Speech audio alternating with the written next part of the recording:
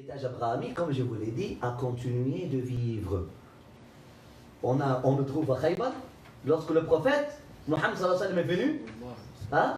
Je dis, et celui qui nous a enseigné, Allahumma salli ala Muhammad, kama sallaita ala Moussa, ala Isa, ala qui? Ibrahim. Donc c'est pas pour rien. Il est venu dans la même terre d'Abraham. Il nous a enseigné une prière là où son nom et le nom d'Abraham sont mentionnés. Donc, et même il a dit, il a parlé de lui-même, le prophète Mohammed sallallahu alayhi wa sallam, il a dit, j'ai vu les prophètes dans mon rêve. Dieu m'a montré le visage du prophète. Et le prophète qui me ressemblait le plus, c'était Abraham. Je ressemblais le plus à Abraham, on dirait, je suis une copie de lui. C'est comme ça que Mohammed sallallahu alayhi wa sallam a parlé. Donc il y a un symbolisme. Donc Mohammed est venu pour renouveler là. Il a toute une ressemblance, tout, hein? Hein? Donc l'espace, le contexte, hein? Donc pour faire revivre, pour aussi reboucler, pour réclamer l'héritage abrahamique. D'ailleurs, chaque prophète est venu pour réclamer l'héritage abrahamique dans son époque. Le prophète Mohammed sallallahu alayhi wa sallam est venu pour réclamer l'héritage abrahamique de son époque. Et puis les deux nations à qui le prophète Mohammed sallallahu alayhi wa sallam était envoyé directement, c'était qui? Les Arabes et les Juifs. Après ça, par conséquence, les autres nations. Mais les deux nations à qui il a parlé, il a dû, lorsqu'on parle de l'œuvre de Coran, c'est un dialogue. Le prophète, ou bien il parle aux Qurayshi, aux Arabes, païens, ou aux Juifs et aux chrétiens, un peu. Parce qu'il y avait aussi des chrétiens arabes qui l'ont côtoyé, il les a rencontrés. Mais voilà. Lorsqu'on dit chrétien en juif, c'est l'héritage biblique, c'est la même chose. Donc, c'est la même chose, c'est hébraïque, c'est biblique, c'est Roulam, Alim, c'est le savoir. C'est la science, c'est le savoir. Pour Ismaïl, c'était Halim. C'est quoi le Hilm? C'est l'intelligence émotionnelle, ce sont les vertus. Le Hilm, ce sont les vertus. Les vertus morales. Les vertus morales, l'intelligence émotionnelle, les vertus morales. Hein? C'est ça. C'est ça la fierté. Et là, on trouve que, juste à l'époque où le prophète sallallahu alayhi wa sallam est venu, juste avant lui, cette tradition, ce système de valeurs était toujours vivant. Juste avant qu'il n'arrive. Le système de valeurs abrahamique, scientifiquement parlant, il s'appelle comment? Al-Jahiliya. Vous comprenez? Comme moraliste, Al-Jahiliya serait un système de valeurs. Le système de valeurs Al-Jahiliya était toujours vivant juste quelques années avant le prophète sallallahu alayhi wa sallam. Et même lorsque le prophète sallallahu alayhi wa sallam est venu, il a trouvé des modèles de la Jahiliya, du système de valeurs de la Jahiliya. Qui, dans le film, le plus grand modèle de la vraie Jahiliya, de l'héritage abrahamique, intelligence émotionnelle, générosité sans limite. Abd al-Muttalib, le grand-père. Hein? Oui, le grand-père Abd al-Muttalib. Une question, Abd al-Muttalib, il croit quelque chose. Mais bien sûr. C'est ça. Mais bien sûr. C'est par rapport aux autres, là. Ah, on va arriver. C'est ça, tout ça c'est pour arriver là. Ok, non. Le système de la Jahiliya, c'est un système de valeurs. On a parlé de Hatim Ta'i pour finir son histoire. Hatim Ta'i. Alors il était en voyage, finalement il avait faim, il a désespéré, il n'y aura plus personne qui va venir. Il a mangé et partagé sa nourriture avec le loup. Juste après avoir fini de manger, un pèlerin ou un passant, un voyageur est apparu. La silhouette d'un voyageur est apparue.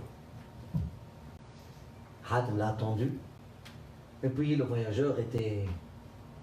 La première question que Hatim avait posée, est-ce que vous avez mangé? Il dit non. Est-ce que vous avez de quoi manger? Il n'a même pas posé est-ce que vous avez de quoi manger, etc. Il a dit vous êtes mon invité d'honneur. Non, vous n'avez pas besoin. Vous êtes mon invité d'honneur. Hatim, il n'avait plus rien. Voyageur dans le désert. Il n'avait que son cheval. Il a égorgé son cheval pour L'invité qui n'était même pas invité pour le, hein, pour le visiteur de surprise, même pas visiteur, pour le passant.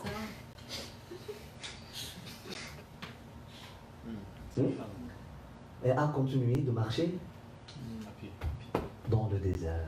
C'est-à-dire mettre sa vie à comprenez, générosité sans frontières, ça c'est une vertu de Jahiliya. Générosité sans frontières, quoi d'autre? La parole. Si je donne une promesse, Ils vont le faire. khalas, c'est fini là. Ça, c'est. Honorer la parole.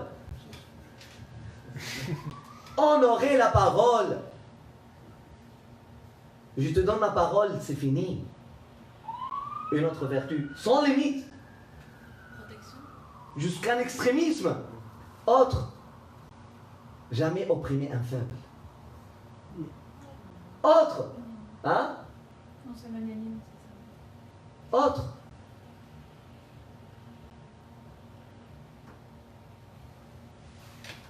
Bien sûr, lorsqu'on dit d'un système de valeurs, ce système de valeurs, ce n'est pas comme le système de valeurs de la cité de Platon. Ce n'est pas universel. Juste entre les hommes et les libres. Hein? Dans la Jahiliya, c'était entre les hommes et femmes libres. Là encore, ils enterraient leurs filles. Ça, c'est spirituel. Oui, oui, Les nouveau-nés filles. Puis Abdel Muttalib. oui, oui, on va aller à ça. Ok? Voilà. Donc, entre les hommes libres, moins les femmes libres, mais, alors comme les filles, alors comme enfants, mais hommes et femmes adultes libres. Qu'est-ce que cela veut dire? Est-ce qu'un homme libre peut commettre quelque chose avec une femme libre? Hein? Tu dis, tu trouves, l'un d'eux te dit, et si ma voisine, sur le rideau, ils avaient des tentes là, ils avaient des tentes, des nomades, ils avaient des tentes, ils disent, si le vent fait bouger le rideau de ma voisine, hein? Je cache le visage, je cache mes yeux, je tourne mon visage jusqu'à ce que le rideau retombe sur la porte. Ah ouais? وإن جارتي ألوت رياح ببيتها تواريت حتى يستر البيت جانبه. Wow. هذا C'est qui le poète? عروة بن الورد. عروة بن الورد. Hein? عنتر بن شداد. C'est quoi l'autre vertu de la Jahiliya? Si on t'appelle Najda, on appelle ça Najda. Si on t'appelle au secours, tu ne peux pas dire que j'ai pas écouté. Tu dois répondre à l'appel. Tu as une épée, Utilise-les. tu l'as pas. Tu as un bâton, Une roche. tu n'as rien. Hayya. Hayya. C'est ça le mot hayya d'ailleurs. J'ai hayya as-salat. Hayya, hayya. Je suis là. Tu réponds à l'appel. Hein? On appelle ça quoi? Répondre à l'appel, on appelle ça quoi? Hein? Disponibilité. Secours, disponibilité, quoi? Bravoure, non? Chevalerie. Chevalerie, bravoure, sans limite, sans frontières aussi. Vous voyez? Ah, donc c'est pour ne décompter que quelques vertus de Jahiliya comme système de valeurs, qui est quoi? Qui est l'héritage abrahamique. Qu'est-ce qui s'est passé maintenant, juste avant la venue du prophète sallallahu alayhi wa sallam, et durant son enfance, à cette époque-là, qu'est-ce qui s'est passé à ce système de valeurs-là? Allez-y. Est-ce que vous avez vu dans le film, qu'est-ce que je vous ai parlé? Peut-être vous avez vu Abd Muttalib comme ça. Oui, il y avait des problèmes. Mais il y avait des problèmes d'éthique. C'est ça. Hein? Abu Lahab qui ne se lève pas pour son père. C'est ça. Je savais. Abu Lahab c'est blasphémique, qui ne se lève pas pour son père. Mais à cause de Il fait sa douche devant son père. Pire encore, pire encore, pire encore. Son père lui vient demander un service et il dit non à son père. Wow! Wow! Pour la Jahiliya là, c'est vraiment, ça sonne comme si à notre époque aujourd'hui, hein, on vend un esclave dans la rue de Saint-Denis. Mais est-ce que c'est pas. Vous comprenez? C'est aussi choquant, oui, allez-y. C'est pas à cause de l'influence de sa femme. Et voilà, c'est qui? C'est les Umayyads. On vient, c'est pour ça qu'on appelle la Sofianie.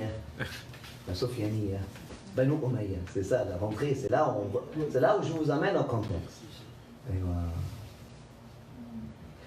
La Jahiliya était maintenue comme un système de morale, de vertu. Ok, avec l'idolâtrie, etc. Même l'idolâtrie, pourquoi ils avaient 360 idoles? Qu'est-ce que je vous ai dit? Pourquoi ils avaient beaucoup d'idoles? Est-ce que vraiment ils étaient trop religieux? Les Mecquois avaient combien d'idoles? Les Mecquois. Pour les Mecquois, les gens de la Mecque, là, ils avaient 360 idoles pour eux? Non, ils avaient combien d'idoles? Ils avaient 3. Les Mecquois, ils avaient 3. Lat ou l'Ussa ou Manat. Ils ont ajouté un quatrième qui s'appelle Hubal. 4. Les Mecquois, ils ont 4 idoles. 4 idoles. Pourquoi il y avait 360 idoles à la Mecque? Pourquoi? Ok, vous dites le commerce, avec le commerce, là on rentre dans le machiavélisme sofianique, Omeyyade, non. Mais avant la venue de cette génération-là, qui ne pensait qu'au commerce, qui avait permis les idoles des autres? Sur quelle base les Mecquois ont dit aux gens, amenez vos idoles, amenez vos idoles? La sacralité du sanctuaire. Vous avez oublié le cours. Par sacralité, mais pourquoi? Par quoi? Hein? Ok, les Canadiens, écoutez. Trudeau, Monsieur Trudeau, Qaddasallahu sallallahu al-Aziz. Wallah. Hein? Chaque être humain, Qaddasallahu sallallahu al-Aziz. Hein? Le gourou, c'est un gourou, Trudeau. C'est un gourou de quelque chose qui s'appelle quoi? Que s'appelle tolérance. Trudeau le Père. Trudeau le Père. Au nom du Père, du Fils et du Saint-Esprit. Trudeau! Qu'est-ce qu'il a fait? Trudeau, quoi? Il a dit amenez-vous. À chacun sa religion. Amenez vos religions. Amenez vos temples. Les intérêts. Quel intérêt, monsieur? Écoute, Pour l'unité. on parle d'un système de valeurs maintenant, un système économique, on va parler d'Abou Sofiane. Mais quand même, vous voulez comprendre tout ça juste par intérêt? Non, Non, idéologiquement. you are selling him short. Hein? C'est Go une and read. Non, c'est quelqu'un qui croyait en quelque chose. On voit son enfant maintenant. Tu ne peux pas me dire que c'est juste par intérêt qu'elle a accommodé toutes les religions. C'est une idéologie. Ce n'est pas seulement parce qu'elle avait besoin des immigrants, mais il a quelque chose qui s'appelle comment? On appelle quoi? Hein? Tolérance. Tolérance! Tolérance. Et en plus, Trudeau, il avait une personnalité. Tolérante! La tolérance, c'était une vertu jahiliya. C'est par tolérance et par hospitalité que les Mecquois ont fini par, ok, amenez vos idoles, mettez-les ici. Même lorsque les chrétiens ont commencé à avoir leur idole de la Vierge, le bébé, des chrétiens sont venus dire, s'il vous plaît, venez faire votre peinture, comme nous au Café Floraison. Chaque secte ou chaque... alhamdoulilah, on n'est pas aussi tolérant encore, mais voilà. Hein, si peut-être je n'étais pas là, à un moment donné, nos étudiants ont pensé qu'on allait faire ça comme un temple d'idolâtrie. Voilà, amenez votre Bouddha, amenez tout. Mais non, nous, littéralement, oui, amenez votre œuvre spirituelle qui contribue au bien-être de l'humanité, tout ça. Et ce n'est pas juste par tolérance, et ce n'est pas par intérêt, parce que je crois en chaque ligne qui est écrite ici, qu'elle serait bénéfique pour l'humanité. C'est une autre chose. Mais il y a d'autres centres là où, Parlement de religion. J'étais au Parlement de religion, on nous a invités, on était au Parlement de religion à Toronto, mais waouh, ça m'a rappelé de la Mecque. Il avait, guess combien de stands? Mais c'est très symbolique, hein? 360. Ils n'ont pas compté, il y avait 360 stands, 360 religions représentées au Parlement de religion. Est-ce qu'ils l'ont voulu, l'ont pas voulu, l'ont compté? Je ne sais pas, mais c'était quelque chose. Hein? Chacun a sa religion, et chacun a son idole, chacun a sa peinture, tout le monde maintenant, ils se rapprochent de l'arbre de vie, etc. Mais c'est ce qui est bien, ce qui est très bien, mais par tolérance. Venez. Qui a fait le Parlement de religion? Les chrétiens. Il y a beaucoup d'églises aujourd'hui, même juste ici à Saint-Denis, qui disent à chacun sa religion, amenez votre idole et mettez. Amenez votre idole, parce que comme le Coran pour eux, c'est une référence, idole. Amenez votre calligraphie, et puis voilà, on va faire un centre multiconfessionnel. La Kaaba est devenue un centre multiconfessionnel. Maintenant, pour quelques-uns, on aimerait bien sauter à vivre à la Jahiliya. Oui, avant Abu Sufyan. Qu'est-ce qu'il y a? On vient maintenant. Maintenant, il y avait les Jahili étaient dirigés par quel clan? Les Hashimites. Les Hashimites qui étaient qui? Qui étaient les grands-pères de la famille du prophète sallallahu alayhi wa sallam. C'était le clan qui était les gardiens des vertus abrahamiques, qui étaient des archétypes. Vous vous rappelez, dans le cours de la Sire, on a parlé de Hashim, on a parlé d'Abd Muttalib, on a parlé du père de Hashim, et puis à chacun, une histoire merveilleuse. Oui. Est-ce qu'ils sont descendants d'Ismaël? Oui, mais bien sûr. Tous ils sont descendants d'Ismaël. Ok? Oui. Maintenant, nous avons vu que Hashim, il s'appelle Hashim parce qu'il a fait nourrir les pèlerins dans une année de famine. Il s'est endetté. Il n'y a pas une seule tribu qui n'a pas des dettes. Et là où il ne s'est pas endetté, Hashim, pour nourrir les pèlerins.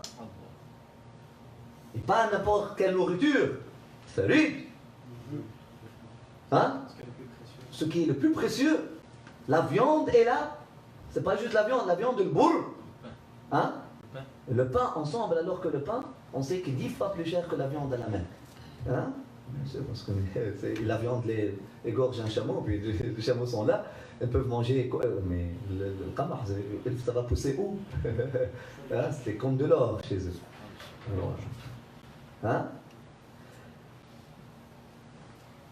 Abd al-Muttalib, avant lui, et voilà, Abd Manaf, tout était. Et à un moment donné, il y a ce clan-là qui faisait la compétition avec Banu Hashim en se basant sur quoi? Maintenant, sur les intérêts économiques. Ils ont développé une richesse exceptionnelle. Ils sont devenus très riches. Quand? Grâce à quoi? Quand est-ce que Banu Abd Shams sont devenus très riches? Vous avez vu l'événement? L'éléphant. L'événement de l'éléphant, qui est d'ailleurs l'année de la naissance du prophète sallallahu alayhi wa sallam, l'événement de l'éléphant. Qu'est-ce qui s'est passé, l'événement de l'éléphant? Qu'est-ce qui s'est passé?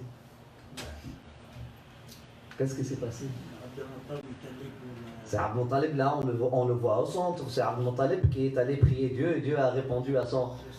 et Dieu est venu à son secours, mais finalement ce secours-là, est-ce que les gens l'ont attribué à Abd Muttalib? Les autres Arabes, ils ont... Pour eux, c'est...